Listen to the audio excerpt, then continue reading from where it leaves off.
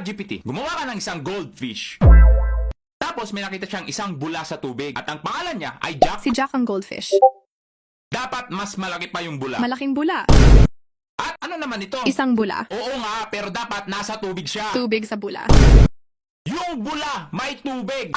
Na naman! Oh, magrereklamo ka na naman? Paano di magrereklamo? Eh ganyan naman ang ginagawa mo. Tapos yung tubig parang may sabon. Sabon ba? Oh, heto.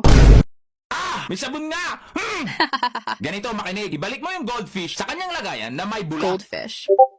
Nakita niya yung isang bula na umangat. Umangat. Dito ay nakita niya kung paano siya makakaalis sa kanyang kinalalagyan. Napaisip. Kaya lumangoy siya ng mabilis. Lumangoy. Mas mabilis pa dapat dyan. Pinabilis. Yan, tapos bigla siyang tumalon. Tumalon. At bumagsak sa sahig. Bumagsak. Pero bakit siya nakaupo? We? At wala din yung kanyang lalagyan. Eh, di ibalik. Ilagay mo si Jack sa sahig. Nasa sahig. Napagtanto niya na hindi na siya makakabalik sa tubig. Napagtanto. Tapos bigla siyang umilaw. Umilaw yung isda. At bakit? Kasi nag-e-evolve na siya. Evolve na parang Pokemon? Oo, daming tanong. Ayan, umilaw na. Nagkaroon siya ng kamay at paa. Kamay at paa. Goldfish pa ba yan? Isang paa! Nakakabuang ba? Palitan mo yan. Pinalitan. Sino naman ito? Alisin mo. Inalis. At nag-flex siya ng kanyang muscles. Wow, machong isda. Lumakas na din ang kanyang loob. Makapal na ang mukha. At naglakad palabas sa bahay. Sa tingin mo, palabas ba siya ng bahay? Eh, di ayusin. Napahinto at napaisip siya na kailangan niyang magpalakas. Lumakas. Saglit! Ano yan? Super Saiyan goldfish.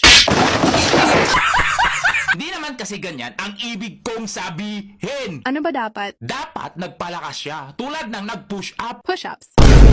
Dapat yung hindi super saiyan na isda. Ay nako. Oh, ayan ang push-up.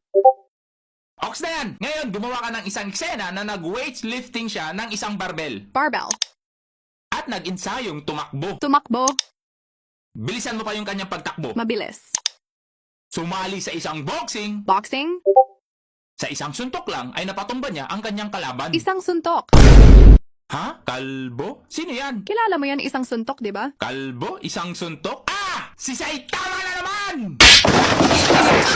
Hahaha, konti na lang masisiraan ka na. Masisiraan na akong masisiraan! Hahaha. Bakit mo nilagay dyan? Alisin mo! KJ mo. Oh, ayan. Ganyan, nakuha mo din. Ngayon, nilagay mo siya sa bundok. Umakyat. Pakiramdam niya ay sobrang lakas na niya at hindi siya natatakot sa kidlat.